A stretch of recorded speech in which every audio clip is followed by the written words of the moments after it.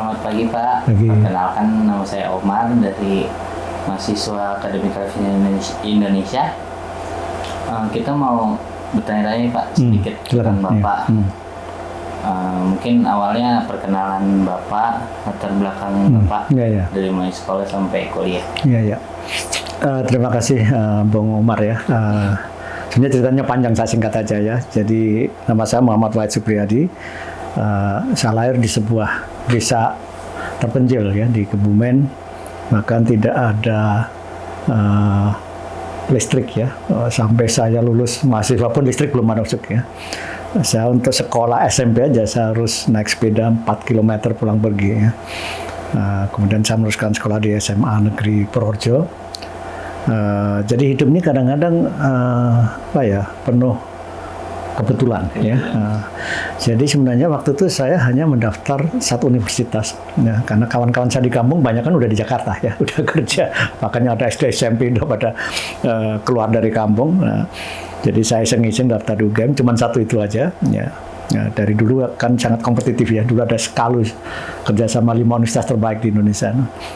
Ya, alhamdulillah diterima gitu ya. Waktu diterima pun saya tanya ke bapak saya gitu, Pak ini saya diterima, masuk enggak? Bapak saya marah, itu masuk ke Jamadan enggak gampang gitu ya, kamu udah diterima, kamu harus masuk. Katanya bapak kan enggak punya uang, ya pinjam, dia bilang gitu ya. Akhirnya saya berangkatlah ke Yogyakarta dengan uang pinjaman itu bapak saya. Jadi menjadi beban saya untuk saya harus bisa mandiri, dan akhirnya saya akan ambil sastra Inggris. Ketika itu bahasa Inggris itu banyak dimanfaatkan, artinya banyak gampang mencari pekerjaan. Bahkan teman saya itu banyak yang tahun kedua sudah pada kerja, nggak ngikutin kuliah lagi karena udah punya duit gitu ya waktu itu. Nah, saya sambil ngajar di bimbingan tes. Setelah zaman dulu ada Bachelor of Arts BA ya, saya jadi guru di SMA. Cukup untuk menghidupin saya, dan bahkan saya membawa adik-adik saya untuk sekolah, diantaranya 2 dimasuk di Gajah Mada juga. Nah setelah itu kerja saya pertama juga sebenarnya bukan langsung di Kementerian Luar Negeri, karena dari kecil tuh saya enggak paham itu Kementerian Luar Negeri, diplomat, nggak ngerti di kampung mana tahu gitu ya. Setelah SMP kelas 3 itu baru mulai tahu ada kata diplomat, tapi itu merek rokok. Ya, jadi saya beli itu, terus saya ingat kayak diplomat top nomor 1 ya zaman itu tuh, sebelum ya, waktu zaman kemerdekaan itu namanya Haji Agus Salim, Anda tahu gitu kan, orang yang sangat hebat itu. Perawakannya kecil tapi dia hebat sekali ya, kemampuan bahasa diplomasinya. Nah saya mulai waktu itu sering dengar nama-nama Adam Malik disebut di PBB itu ya, jadi mulai agak tergugah, aduh ini luar biasa ya, bisa ke luar negeri. Nah zaman itu enggak seperti sekarang, belum ada internet, jauh sebelum ada internet. Jadi hiburan saya di kampung radio, dan ada masa-masa kosong ya, enggak ada radio Indonesia sama sekali. Jadi kan RRI itu sampai jam 8, jam 8.10 itu radio lokal, 10 sampai 12 itu enggak ada siaran bahasa Indonesia. Ada akhirnya radio asing masuk, tetapi memang 1 jam itu bahasa Indonesia. Jadi ada radio Australia itu suaranya paling bagus ya, diterima. Ada BBC ya, ada Voice of America, ada Hilversum Belanda. Tapi radio Australia paling kenceng ya. Jadi 1 jam pertama bahasa Indonesia yang masih menikmati, 1 jam kedua bahasa Inggris. Wah, dan tahu saya tuh. Saya tanya bapak saya, Pak ini bahasa apa? Oh, bahasa Inggris. Kok susah ya? Iya, kamu bisa belajar, dan kalau kamu bisa bahasa Inggris, kamu bisa ke luar negeri. Sesimpel itu gitu bapak saya tuh ya. Bapak saya walaupun guru, tapi dia wawasannya luas. Nah, mulailah SMP ada pelajaran bahasa Inggris, dan pada waktu itu masih SMP itu saya menulis surat ke Radio Australia. Zaman dulu kalau nulis surat ke luar negeri itu perangkonya hampir penuh, mahal banget, saya harus nabung ya. Sampai ke Australia, 1 bulan tuh saya terima jawaban 1 paket. Orang kampung semua tahu nih, wah itu apa nih, dapat paket zaman itu tuh dari Australia lah gitu kan. Kebetulan tukang posnya orang-orang kampung saya, jadi nyebar lah itu ya. Wah saya terlanjur saya dikira bisa bahasa Inggris, padahal belum bisa gitu. Akhirnya saya mulailah belajar. Apa yang terjadi?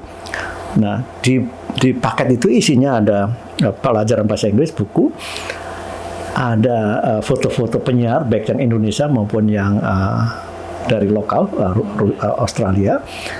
Kemudian ada kaset ya, saya nggak bisa pakai kaset, nggak punya kaset, mahal waktu itu ya. Nah singkat cerita itu foto-foto ada 1 orang bule ya, saya taruh di kamar saya itu, pagi saya sembah-sembah kapan saya bisa bahasa Inggris ya. Akhirnya begitu kagumnya saya itu. Apa yang terjadi 20 tahun mereka ini mewawancari saya sebagai juru penerangan, ya, jubir KJRI Melbourne, Konsulat Jenderal RI di Melbourne. Itu penempatan kedua sebagai kapiten ya di situ. Terus saya bilang, saya senang, I'm back to alma mater, my alma mater. What do you mean ya, bro? Saya belajar bahasa Inggris dari Radio Australia, saya belajar bahasa Inggris dari kamu, saya bilang gitu. Kan dia kaget ya. Ketika itu Radio Australia mau ditutup. Nah, ini ada cerita panjang di buku saya tuh. Nah, akhirnya itu jadi masukan. Saya bilang kalau Anda nutup, you will lose a lot of friends. Anda akan kehilangan banyak teman. Akhirnya dilaporkan ke ketuanya, temannya John Howard. Akhirnya dikurangi saja, tidak ditutup. Mungkin bukan karena saya, tapi that's the fact, itu fakta yang akhirnya mendorong saya untuk belajar bahasa Inggris sampai saya di SMA pun ambil jurusan bahasa yang tidak populer. Karena orang pikirannya kalau tidak terima IPA, tidak terima IPS, masuk bahasa. Kayak buangan. Tapi akhirnya jadi satu kelas dan kita malah jadi kelas teladan karena kebanyakan diterima di 5 universitas besar, ya termasuk saya, teman saya banyak ya. Nah, akhirnya menjadi sekolah percontohan. Jadi satu suka not mainstream ya. Jadi saya ingin, ini tantangan buat saya. Akhirnya kemudian masuk di sastra Inggris itu.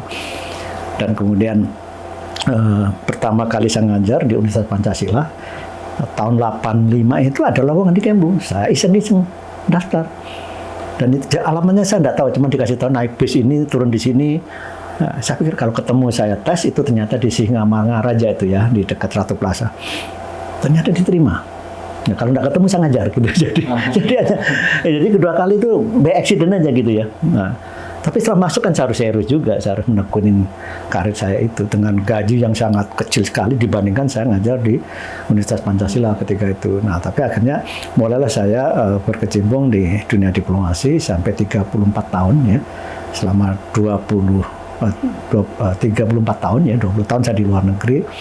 Dan itulah ya saya meniti karir sampai akhirnya saya menjadi konsul jenderal di Melbourne 2004-2007, kemudian duta besar Indonesia untuk United Arab Emirates tahun 2008-2011, kemudian duta besar di Rusia, Federasi Rusia dan Republik Belarus. Padahal jurusan saya dari sastra Inggris ya, termasuk jurusan yang tidak terlalu diperhitungkan ya, kebanyakan HI, politik, hukum, ekonomi internasional seperti itu. Nah, ternyata kan bisa. Nah, setelah pensiun, saya juga tidak bisa berdiri atau tidak bisa berdiam diri ya. Jadi akhirnya malah saya dapat pekerjaan ya di komisaris utama 2 perusahaan cukup besar di Indonesia di bidang pertambangan batubara.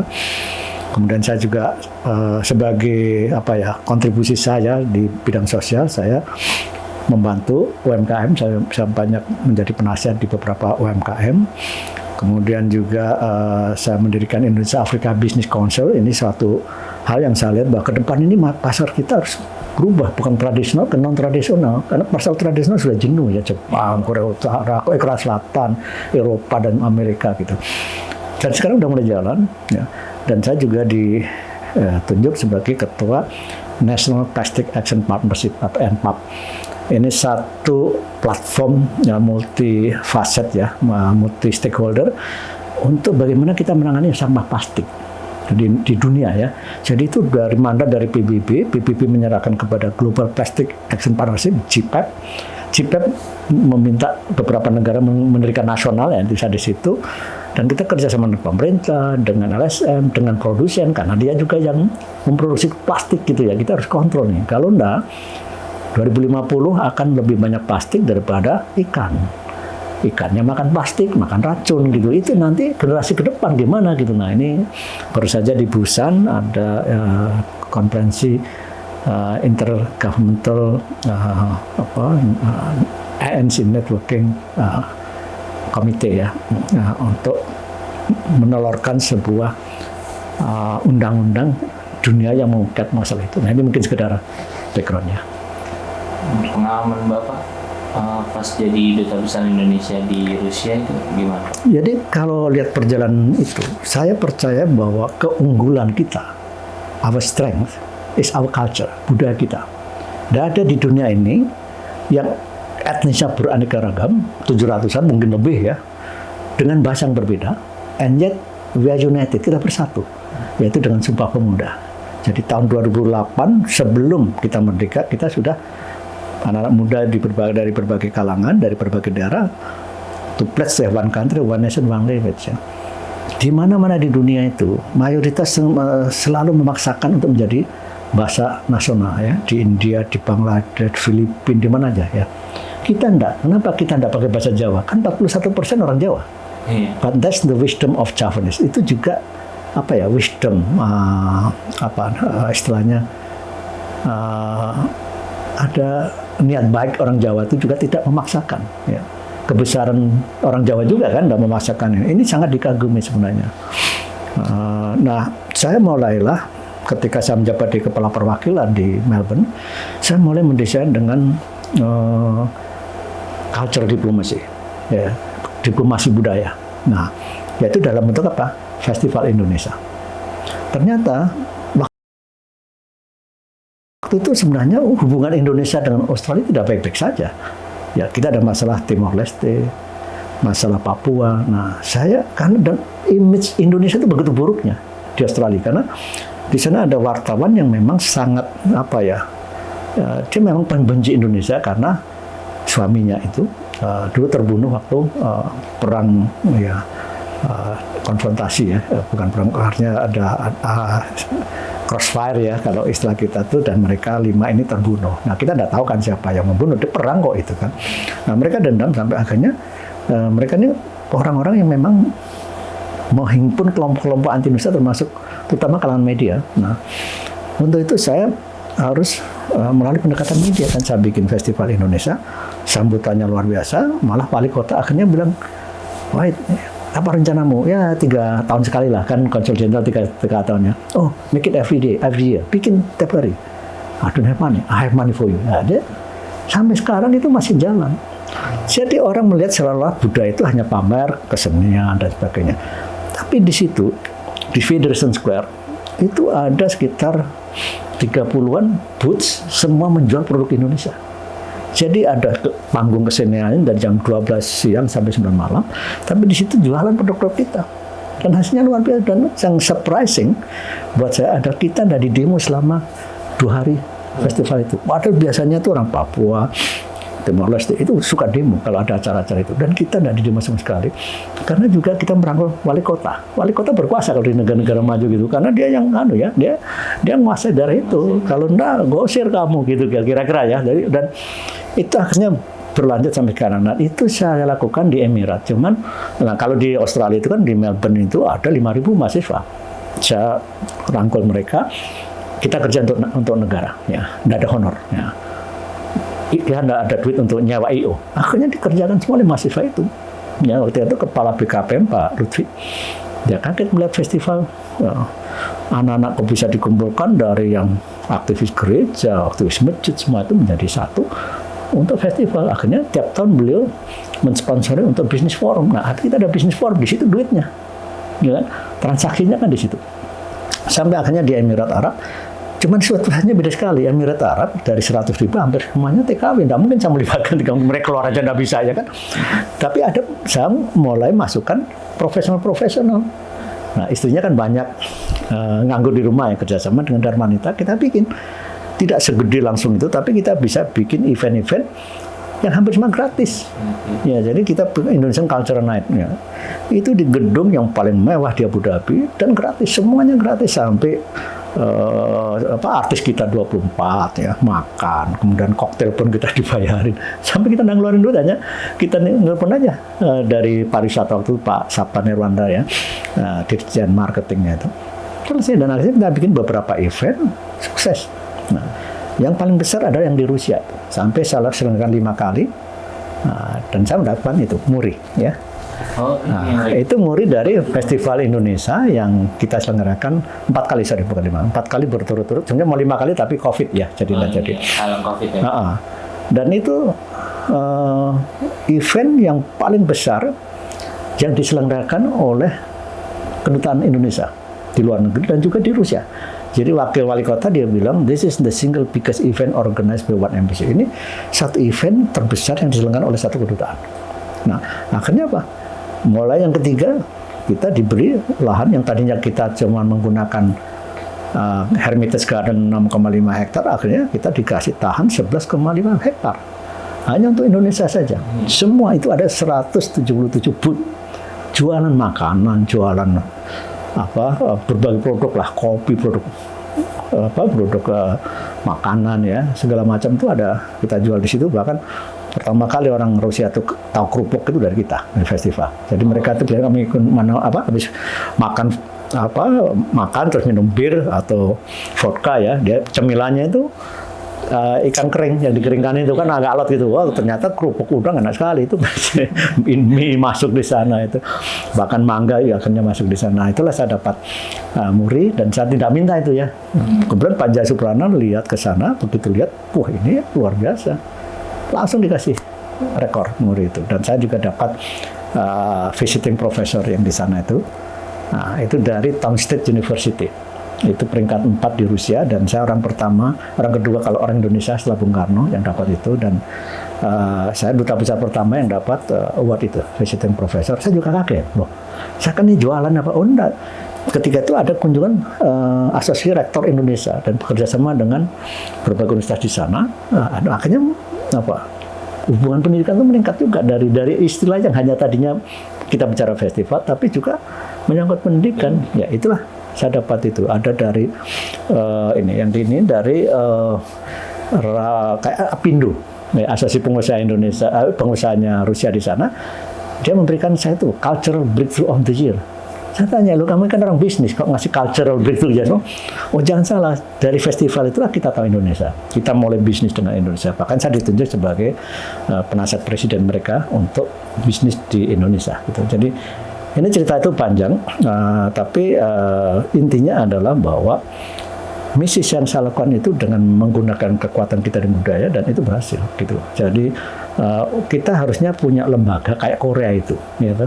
Korea itu kan jual budaya, tapi bukan hanya budaya kan, sampai dramanya, gitu, sampai produk kosmetik, semua gaya-gaya itu ditiru ya orang Indonesia, bukan hanya Indonesia, seluruh dunia. Sekarang tuh di Universitas Indonesia itu yang paling kompetitif jurusan Korea.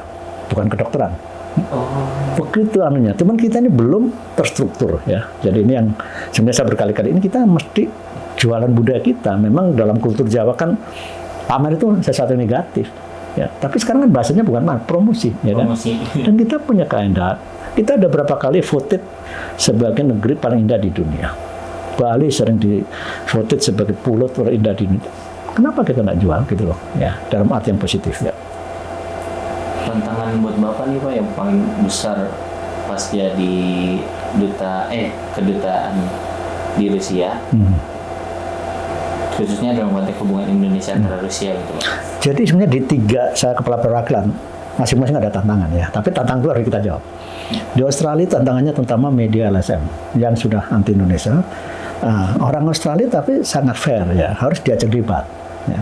Tapi kita harus mempersiapkan diri ya. Dulu tidak ada Google ya, ada ChatGPT, jadi saya harus baca. Dan ketika kita argumen kita terima, mereka akhirnya baik. Misalnya contoh ketika saya harus menghadapi orang-orang Papua ya, dan di belakang Papua adalah gereja. Gereja sangat negatif terhadap Indonesia. Saya datangin Victorian Council of Churches ya. Jadi asosiasi gereja di Australia, saya datang, saya sendiri, hanya staf dengan penyarat. Saya bilang, dengar saya 10 menit, dan setelah itu Anda bisa nanya. Jadi misalnya gini, kan kita dulu Islamisasi. Loh, lihat sejarah. Kerajaan Ternate udah masuk ke Papua di kepala burung itu sebelum misionaris. Jadi gimana bilang Islamisasi, Islam datang duluan. Ya, jadi model logika aja. Kedua, genocide. Saya punya data, saudara riset ya. Waktu gabung, benar-benar sekian saya lupa ya. Kemudian setelah 2005, itu tetap naik, walaupun setelah dikurangin dengan transmigran dari Jawa, dari Sulawesi, dan dari Bali. Genocide itu kan penghapusan suku, etnis kan. Ya, Aborigin habis di sana. Saya tidak mau ngomong itu, tapi dia akhirnya tahu sendiri ya. Saya belum tembak itu. Saya bilang, gimana jadi saya ke produknya meningkat ya. Ada orang Papua, ada jadi menteri, ada dubes, semua ada. Ya, tidak ada diskriminasi. Nah, jadi setelah itu mereka baik. Nah, memang harus pakai logic thinking. Nah, di Emirat budayanya beda lagi. Kalau di negeri Barat kita undang makan, kita berdebat biasa. Di Barat, di Arab harus kita datangi. Kita undang belum tentu datang gitu. Tapi kalau didatangin itu dianggap sebagai we are treated like a king. Itu makanan melimpah segala macam. Nah, Rusia itu in between lah antara Australia dan itu. Cuman ganjalan pertama di Rusia itu adalah bahasa.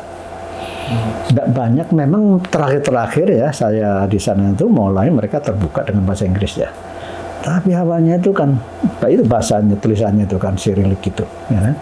Pakai bahasa Rusia. Nah itu ya memang saya ada penerjemah, tapi lebih baik saya bisa bahasa Rusia. Tapi kan saya harus bekerja ya untuk negara. Kalau saya belajar bahasa perlu 1 tahun saya ada kerjaan itu, ya, karena bahasanya sulit sekali. Nah itu yang, tapi sebenarnya orang-orang Rusia juga sangat friendly dengan kita.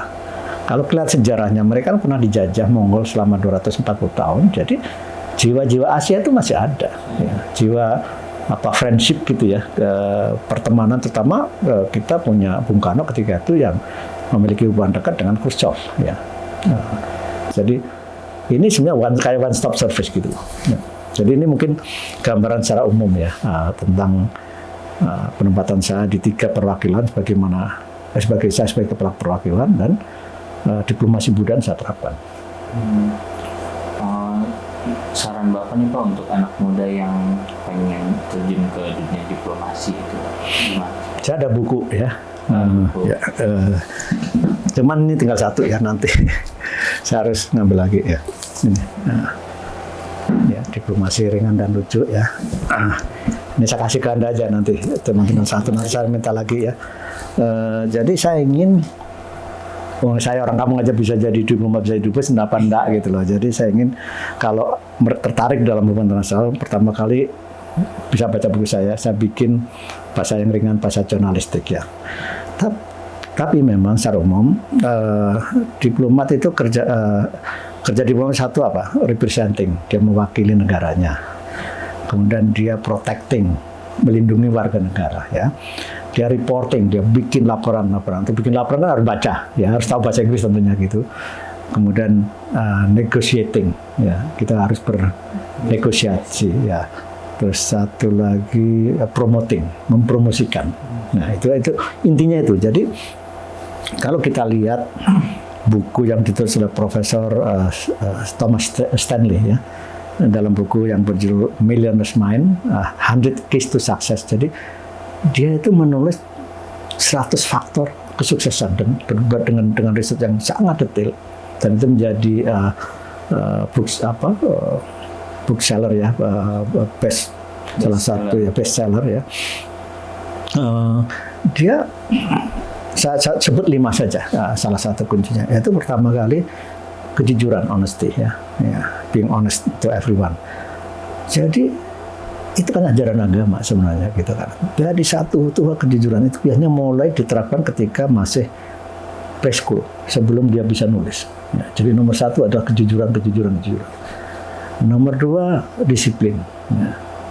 Nah, yang nomor 3 networking. Ya, kita silaturahmi lah gitu ya. Jadi pernah dalam satu penelitian 2004 ya, saya waktu itu konjen ada majalah ekonomi namanya Far Eastern Economic Review, udah tidak terbit lagi itu menulis di cover mereka itu the new nepotism, jadi nepotisme baru. Ternyata perusahaan-perusahaan MNC ya, multinational corporation itu ketika merekrut pekerja itu 75% melalui networking, 25% yang diiklankan itu. Jadi diiklankan 25%. Jadi misalnya saya general manager, Anda manager ya, tolong saya carikan accountant ya yang bagus. Anda cari accountant yang terbaik yang Anda kenal. Nah, karena kalau Anda cari yang tidak bagus, saya pecah duluan, ya kan? Jadi Anda punya tanggung jawab untuk mencari yang terbaik untuk perusahaan. Nah, jadi kalau ada 2 yang nilainya A semuanya, 100 katakan duanya, saya pilih yang saya tahu. Istilahnya better the devil you know, ya. Lebih baik Anda kenal orang yang brengsek tapi Anda kenal gitu ya. Kalau kita kan tidak kenal, ini bisa nipu, bisa macam-macam gitu. Jadi itu keempat itu peran dari spouse ya, dari istri atau suami. Kadang-kadang banyak yang dulu mau jadi menteri, istrinya berulang dan jadi, mau jadi dubes, istrinya berulang dan jadi, bisa terjadi ya. Kemudian yang kelima itu kerja lebih dari yang lain ya. Ini memang ya saya merasakan ya, kadang-kadang saya harus lembur apa saya harus kerjakan. Apalagi sebagai diplomat kita kontrak 24 jam walaupun nggak selamanya gitu. Kadang-kadang sampai jam pagi pun saya kerjakan. Jadi pertama skill yang harus dimiliki itu adalah leadership ya. Jadi itu banyak diperoleh ketika Anda berorganisasi.